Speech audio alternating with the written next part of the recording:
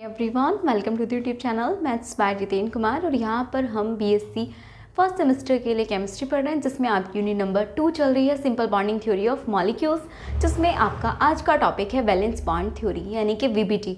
ठीक है, तो आज का टॉपिक है आपका वीबीटी या वैलेंस बॉन्ड थ्योरी। तो ये होता क्या है, क्योंकि हम सिंपल बॉन्डिंग थ्योरी ही पढ़ रहे हैं, मॉलिक्यूल से रिलेटेड जो सिंपल बॉन्डिंग थ्योरी हो सकती है वो हम पढ़ेंगे।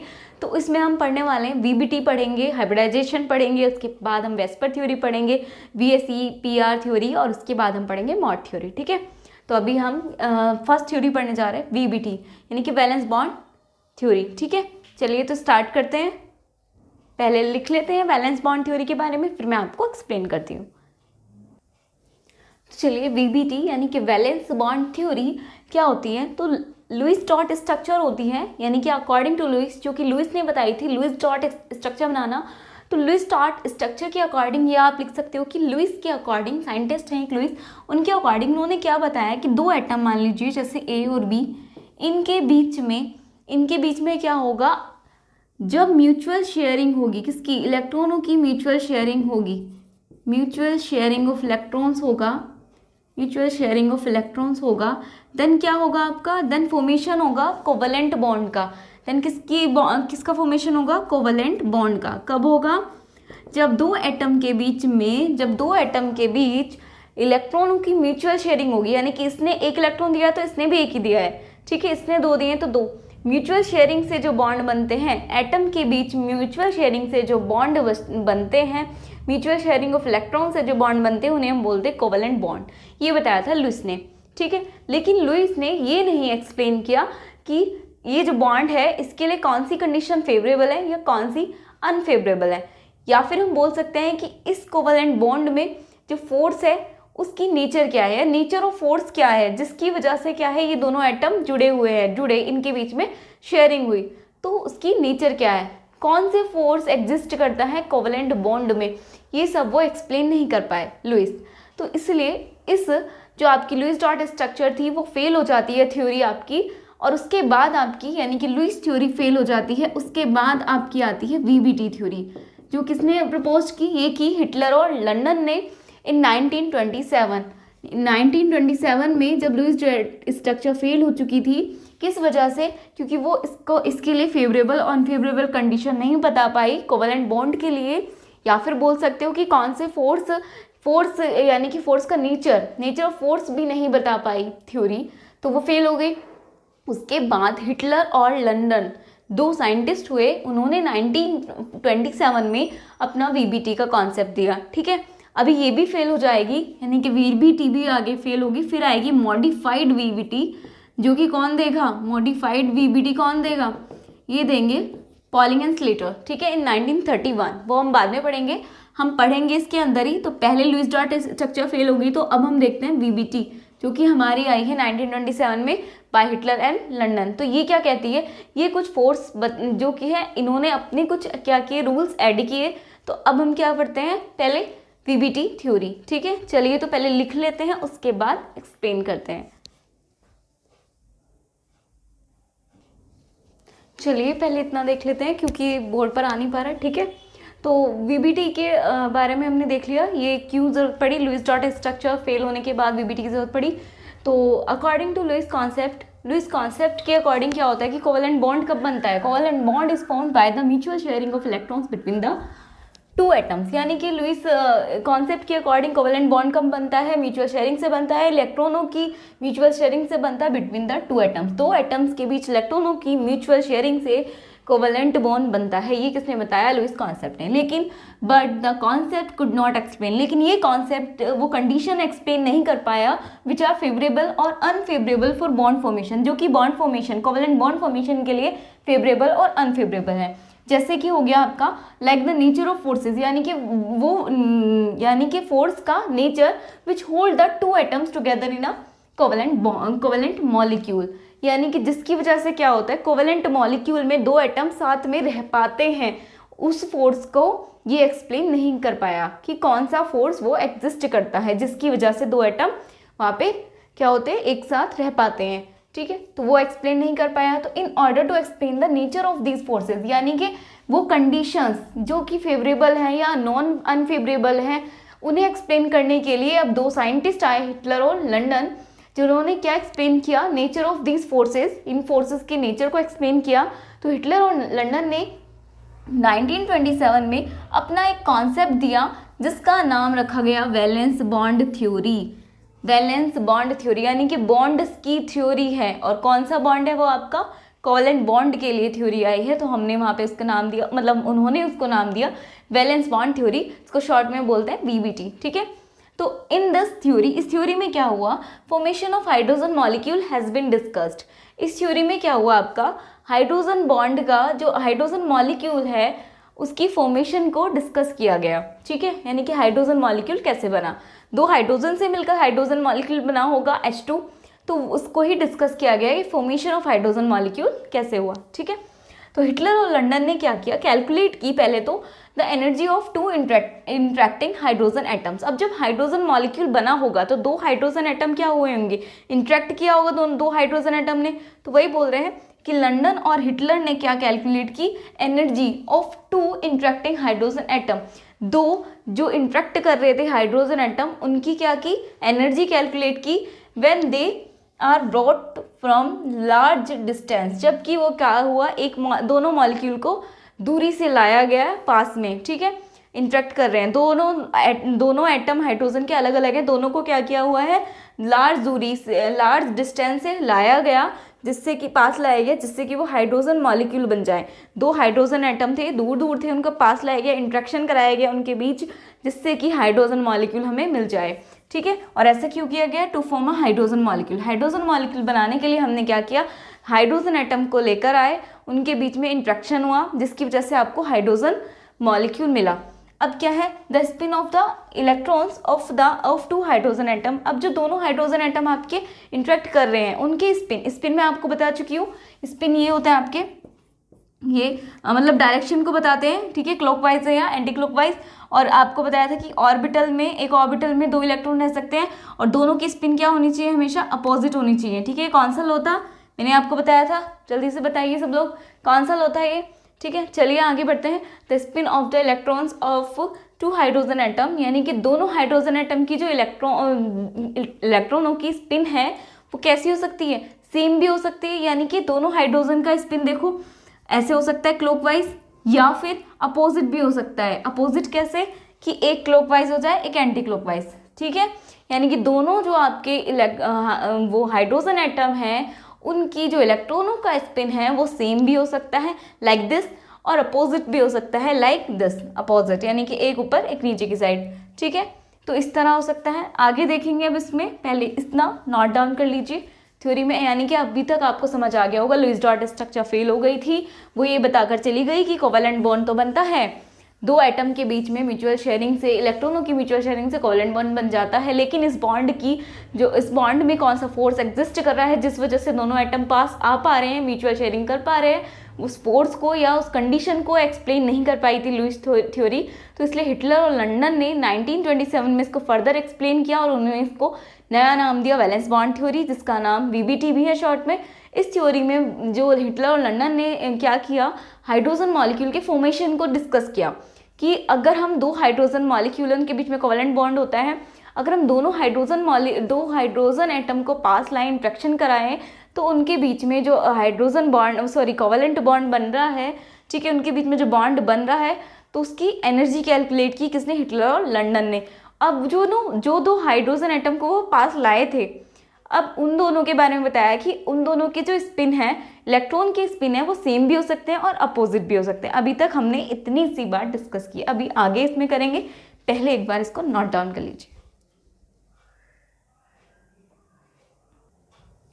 चलिए आगे देखते हैं। तो हमने छोड़ा था कि अपोजिट स्पिन, अगर हमारे जो हाइड्रोजन एटम है, अगर दोनों की क्या है, अपोजिट स्पिन भी हो सकते हैं और सेम स्पिन भी हो सकते हैं। तो दोनों की केस में हम बात करेंगे।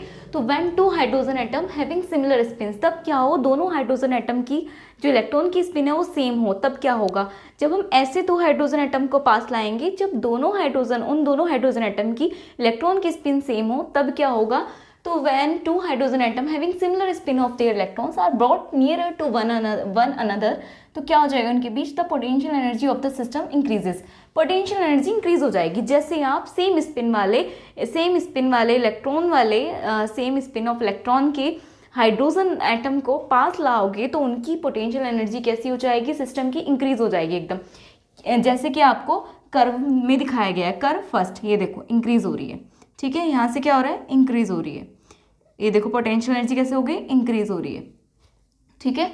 तो ये हो गया आपका, this is due to the strong repulsive force between the electrons of similar spins. ये क्यों हो रहा है, क्योंकि दोनों सिमिलर हैं तो सिमिलर के बीच में क्या होगा, रिपल्शन होगा, तो दोनों के बीच क्या हो रहा है, स्ट्रांगली रिपल्शन फोर्स एग्जिस्ट कर रहा है between the electrons of similar spin, यानी कि सिमिलर स्पिन वाले इलेक्ट्रॉन के बीच में स्ट्रॉन्ग रिपल्शन हो जाएगा। दिस एंड ये क्या हो जाएगा, जैसे ही आपका स्ट्रॉन्ग रिपल्शन हो गया तो दूर चले गए, and it is the unfavourable, जबकि हमें तो पास चाहिए ना, बॉन्ड फॉर्मेशन के लिए क्या होगा, बॉन्ड तो जो पास है उनके बीच ही बॉन्ड बनेगा ना, दूर से बॉन्ड थोड़ी ना बन जाएगा, तो हमेशा पास होना चाहिए एटम। तो जब रिपल्शन एग्जिस्ट कर गया तो इट इज़ अनफेवरेबल कंडीशन। क्यों हो रहा है, जब हम दो सेम स्पिन वाले एटम को पास लाएंगे, रिपल्शन तो होगा, रिपल्शन होगा तो पोटेंशियल एनर्जी कैसी हो गई, इंक्रीज हो जाएगी, रिपल्शन हो रहा है, दूर जा रहे हैं तो पोटेंशियल एनर्जी इंक्रीज हो गई, और ये अनफेवरेबल कंडीशन हो गई फॉर बॉन्ड फॉर्मेशन, हमारे जो कोवेलेंट बॉन्ड फॉर्मेशन है उसके लिए अनफेवरेबल कंडीशन हो गई। So exchange of electron between atoms, इसका मतलब कि exchange of electron between atoms does not take place, क्योंकि वो दूर जा रहे हैं, जब पास ही नहीं रह रहे हैं तो उनके बीच में इलेक्ट्रॉनों का एक्सचेंज कैसे हो जाएगा, तो रिपल्शन एग्जिस्ट कर रहा है।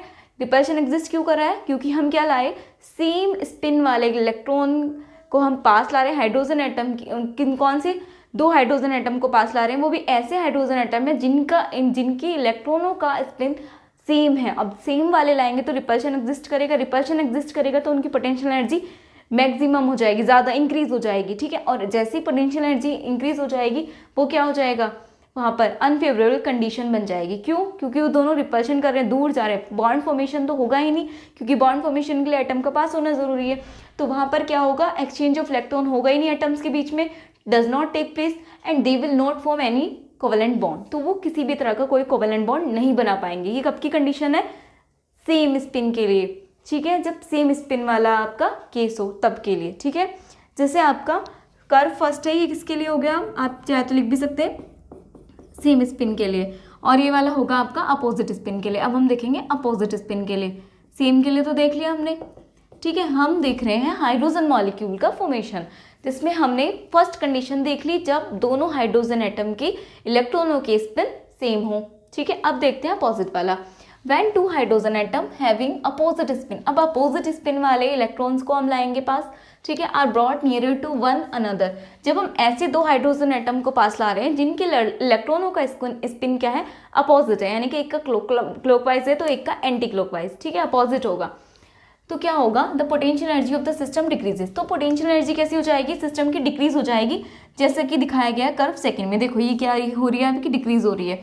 This is due to the strong attraction force between the electrons of opposite spin, क्योंकि अपोजिट स्पिन है तो क्या होगा, वहाँ पे अट्रैक्शन एग्जिस्ट करेगा, दोनों पास आएंगे, ठीक है, पास आएंगे तो पोटेंशियल एनर्जी कैसी हो गई, डिक्रीज हो गई एट सर्टेन डिस्टेंस, लेकिन सर्टेन डिस्टेंस पे क्या होगा, at certain distance attraction force between atoms will be maximum, और कहीं एक पॉइंट पे क्या होगा, मैक्सिमम अट्रैक्शन होगा, ठीक है, मैक्सिमम अट्रैक्शन होगा, and potential energy will be minimum, तो उस पॉइंट पे सबसे कम क्या होगी, आपकी पोटेंशियल एनर्जी हो जाएगी, पोटेंशियल एनर्जी सबसे कम हो जाएगी, क्योंकि अट्रैक्शन फोर्स वहाँ पर मैक्सिमम हो रहा है एक पॉइंट पर जाकर, ठीक है। At this condition both atoms can easily exchange, अब क्योंकि पोटेंशियल एनर्जी भी मिनिमम हो गई तो कहीं क्या हो गया, पोटेंशियल एनर्जी मिनिमम है, भाग नहीं रहे हैं, कहीं एक ही जगह पे रुक गए हैं, ठीक है, तो उनके बीच में इलेक्ट्रॉनों का एक्सचेंज हो सकता है। तो at this condition both atoms can easily exchange there electrons and they will form a covalent bond, तो दोनों के बीच में जब इलेक्ट्रॉनों का एक्सचेंज हो सकता है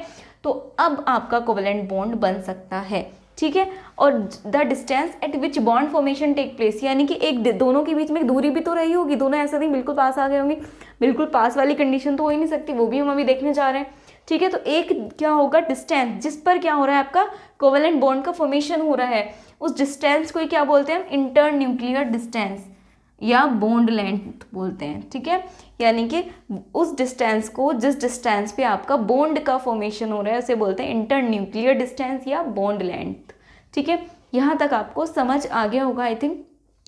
पहले क्या किया हमने, हाइड्रोजन एटम्स का क्या करा, हमने हाइड्रोजन एटम को पास लाए, ठीक है, क्योंकि हमें हाइड्रोजन मॉलिक्यूल चाहिए। अब वहाँ पर दो केस होते हैं, एक तो या तो दोनों हाइड्रोजन एटम के पास जो इलेक्ट्रॉन्स हैं उनके स्पिन सेम हो सकते हैं या अपोजिट हो सकते हैं। हमने अपोजिट वाला केस देखा, पहले सेम वाला देखा, सॉरी। अगर हम सेम स्पिन वाले इलेक्ट्रॉन को पास ला रहे हैं तो क्या हो रहा है, वहाँ पे रिपल्शन हो रहा है, सेम में रिपल्शन हो रहा है, तो क्या हो रहा है, वहाँ पे पोटेंशियल एनर्जी क्या हो रही है, मैक्सिमम इंक्रीज हो रही है। पोटेंशियल एनर्जी इंक्रीज हो रही है, एक जगह पे वो रुक नहीं पा रहे हैं, दोनों क्या हो रहे हैं, दूर जा रहे हैं, तो वहाँ पर कोई भी एक्सचेंज ऑफ इलेक्ट्रॉन नहीं होने वाला। और जब एक्सचेंज ऑफ इलेक्ट्रॉन ही नहीं होने वाला, यानी कि वहाँ पर क्या होगा, आपका किसी भी तरह का बॉन्ड फॉर्मेशन नहीं होगा। तो ये कंडीशन क्या हो गई आपकी, सेम स्पिन वाली कंडीशन हो गई आपकी unfavourable for the covalent bond formation, ठीक है। कोवेलेंट बॉन्ड फॉर्मेशन के लिए ये अनफेवरेबल कंडीशन हो गई। और इसमें आपने देखा यहाँ पे ये पोटेंशियल एनर्जी कैसी हो रही है, इंक्रीज हो रही है। अब इसी के अपोजिट एक और केस भी बनता है, अगर दोनों के स्पिन क्या हो, अपोजिट हो, यानी कि दो ऐसे हाइड्रोजन एटम को पास लाया जाए जिनके इलेक्ट्रॉन के स्पिन क्या हो, अपोजिट हो, तो अपोजिट स्पिन में क्या होगा, दोनों के बीच अट्रैक्शन होगा तो क्या होगा, उनकी पोटेंशियल एनर्जी मिनिमम डिक्रीज हो जाएगी। जैसे डिक्रीज हुई, अब वो पास रह सकते हैं, यानी कि एक्सचेंज ऑफ इलेक्ट्रॉन हो सकता है, एक्सचेंज ऑफ इलेक्ट्रॉन हो जाएगा तो वहाँ पर बॉन्ड की फॉर्मेशन हो जाएगी, तो हमें हमारा कोवेलेंट बॉन्ड मिल जाएगा। लेकिन एक पर्टिकुलर, एक क्या होगा, एक फिक्स आपकी डिस्टेंस होगी जिस पर आपका अट्रैक्शन फोर्स मैक्सिमम होगा। होता है ना, जब हम दो एटम को पास ला रहे हैं तो ये होता है, इससे पास हम नहीं ले जा सकते, इससे पास हम ले ही नहीं जा सकते, ठीक है। यानी कि हाईएस्ट जो आपका हो गया attraction force, maximum attraction force उसी डिस्टेंस पर है, तो उस डिस्टेंस को हम बोलते हैं इंटर न्यूक्लियर डिस्टेंस या बॉन्ड लेंथ, ठीक है। अब क्या होगा, चलिए हमारी दो कंडीशन तो हो गई कि एक में तो दूर जा रहे हैं, उसका तो केस की बात ही नहीं करनी, वो तो अनफेवरेबल है। ये तो फेवरेबल कंडीशन है ना आपकी अपोजिट स्पिन वाली, लेकिन इसमें भी एक केस है, हम क्या कर रहे हैं, पास ला रहे हैं, अट्रैक्शन फोर्स की वजह से पास हो रहा है, ठीक है, अट्रैक्शन फोर्स एग्जिस्ट कर रहा है अपोजिट स्पिन में। लेकिन अगर हम इसको और पास ले जाएं, मैक्सिमम अट्रैक्शन फोर्स के भी पास जबरदस्ती करके ले जाएं, तो तब क्या होगा, क्या तब भी बॉन्ड फॉर्मेशन होगा? एक कंडीशन ये भी तो हो सकती है, नहीं, अगर हम अपना जो ये आपका इंटर न्यूक्लियर डिस्टेंस है इससे भी ज़्यादा हम पास लाएंगे तो फिर वहाँ पर न्यूक्लियर का रिपल्शन स्टार्ट हो जाएगा, ठीक है। तो नेक्स्ट आपका वही कंडीशन है, पहले एक बार इसको नोट डाउन कर लीजिए, फिर हम चलते हैं आगे।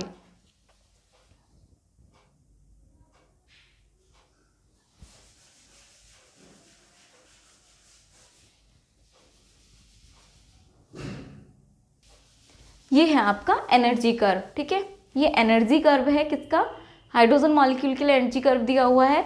ये क्या दिखा रहा है आपका कर्व सेकंड, यानी कि अपोजिट स्पिन वाले केस में, क्योंकि पोटेंशियल एनर्जी डिक्रीज हो रही है, ये पोटेंशियल एनर्जी इंक्रीजिंग वाला कर्व है, ठीक है। चलिए आगे देखते हैं आपके, तो आगे क्या है, when these atoms further move towards, अभी हमने ये तो बताया कि अगर इंटर न्यूक्लियर डिस्टेंस से भी ज़्यादा हम पास लाएं तो क्या होगा, तो when these atoms further move towards each other their nuclear repulsion start, तो क्या हो जाएगा, जब हम उनको और पास लाएंगे, यानी कि मैक्सिमम अट्रैक्शन फोर्स से भी ज़्यादा पास लेकर आएंगे, तो वहाँ पर फिर क्या हो जाएगा, न्यूक्लियर रिपल्शन स्टार्ट हो जाएगा, and the potential energy of atoms will further increases, और फिर पोटेंशियल एनर्जी फिर इंक्रीज हो जाएगी, जिसकी वजह से क्या होगा, स्टेबिलिटी विल फर्दर डिक्रीजेज, जिसकी वजह से स्टेबिलिटी फिर डिक्रीज हो गई। So such condition is also unfavourable for bond formation, तो ये कंडीशन फिर से क्या हो गई आपकी, अनफेवरेबल कंडीशन हो जाती है, ठीक है, बॉन्ड फॉर्मेशन के लिए।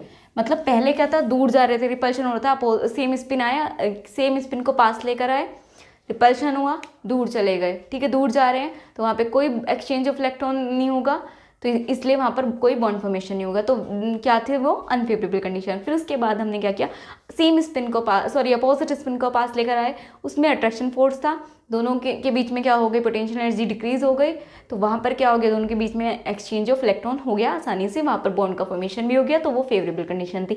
लेकिन हम अगर उसको और ज़्यादा पास लेकर आएँ तब क्या होगा, तब न्यूक्लियर रिपल्शन स्टार्ट हो जाएगा, फिर से पोटेंशियल एनर्जी क्या हो जाएगी, इसकी इंक्रीज हो जाएगी, जिसकी वजह से स्टेबिलिटी डिक्रीज हो जाएगी, और वहाँ पर भी कोई एक्सचेंज ऑफ इलेक्ट्रॉन नहीं होगा, यानी कि फिर से वो कंडीशन कैसी हो गई आपके लिए, अनफेवरेबल कंडीशन हो गई, ठीक है। चलिए इतना हो गया।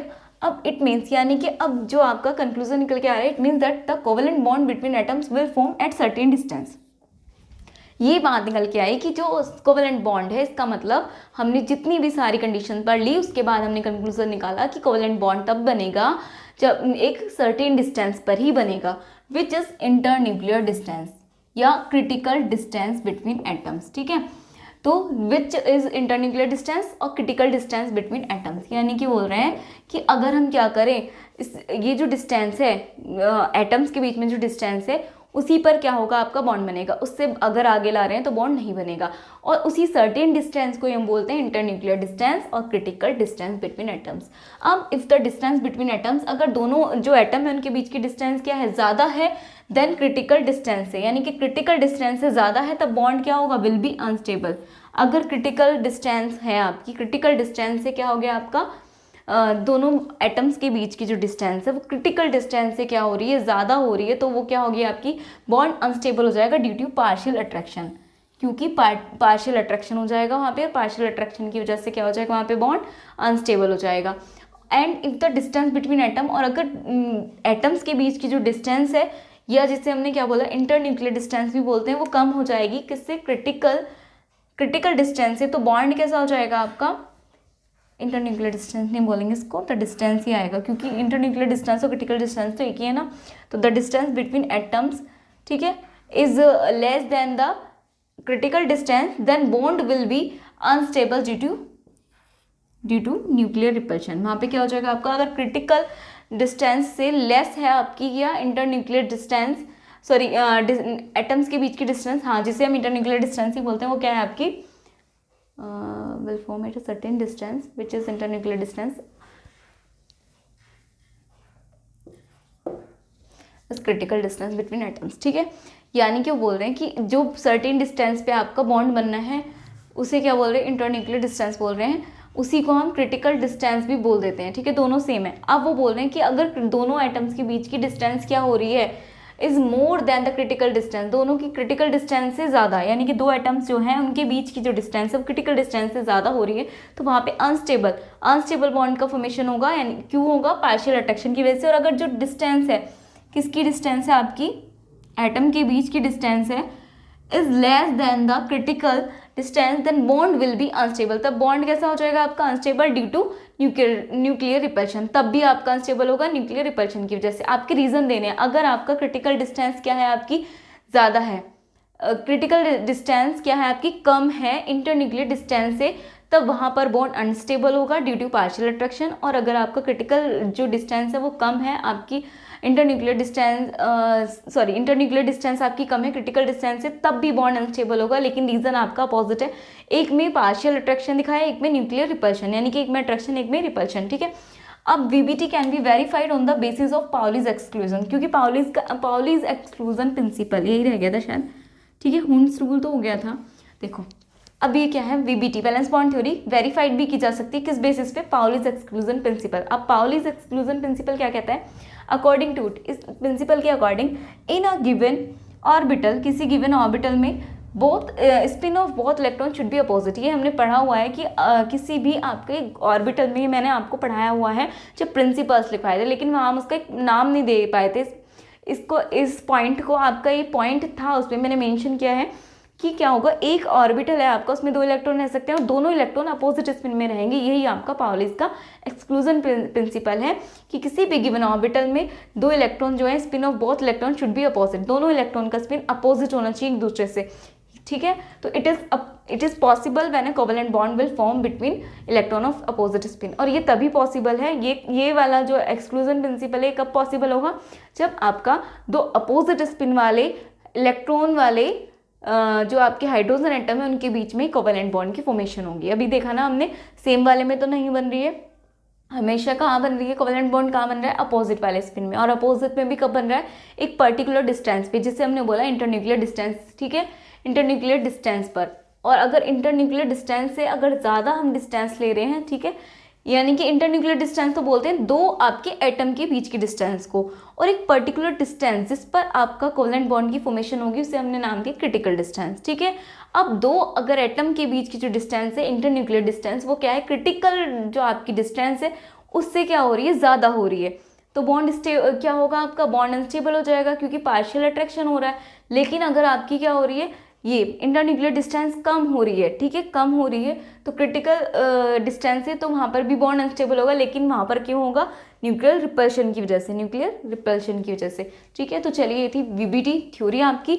अब हम देखते हैं, ये भी अभी कहीं आके फेल होगी, यानी कि अब देखेंगे लिमिटेशन ऑफ वीबीटी, यानी कि वीबीटी का लिमिटेशंस देखेंगे, वैलेंस बॉन्ड थ्योरी की कुछ लिमिटेशंस, क्योंकि अब ये फेल होगी। उसके बाद अपना जो पॉलिंग और स्लेटर आए थे उन्होंने अपना आगे इसको मॉडिफाइड वीबीटी यानी कि मॉडिफाइड वैलेंस बॉन्ड थ्योरी दी है, उसको डिस्कस करेंगे। पहले इसकी लिमिटेशन देख लेते हैं, इसको एक बार नोट डाउन कर लीजिए।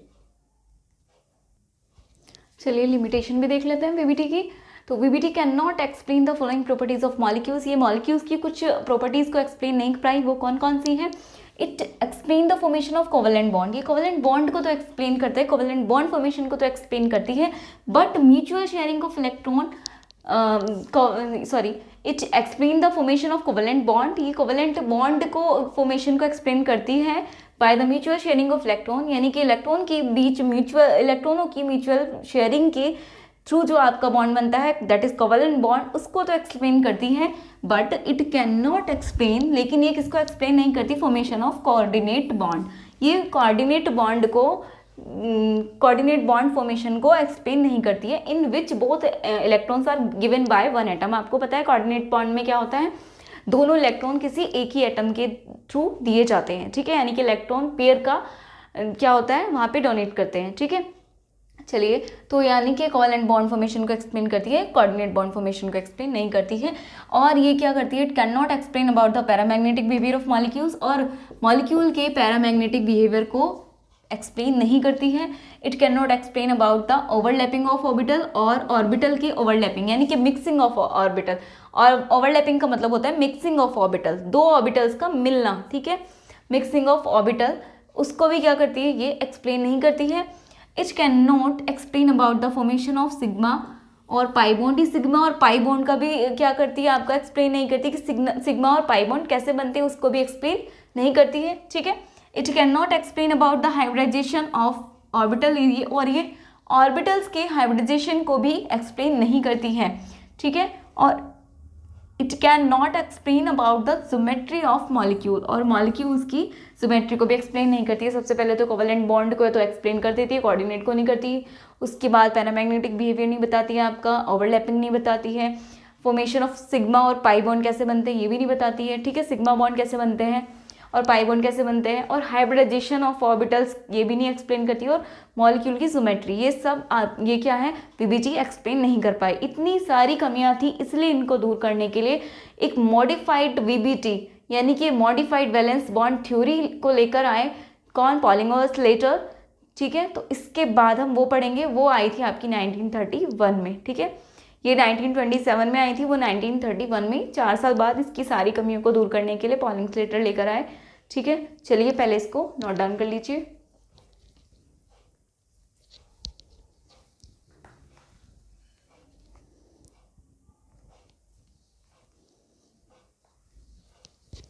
चलिए आपने नोट डाउन कर लिया होगा, तो इस लेक्चर में इतना ही रखते हैं। तो हम जो ये मॉडिफाइड वीबीटी जो पढ़ेंगे या फिर पॉलिंग स्लेटर थ्योरी भी बोलते हैं उसको, वो हम नेक्स्ट लेक्चर में कवर करने वाले हैं, ठीक है। तो आज की क्लास के लिए इतना ही, thank you and keep learning.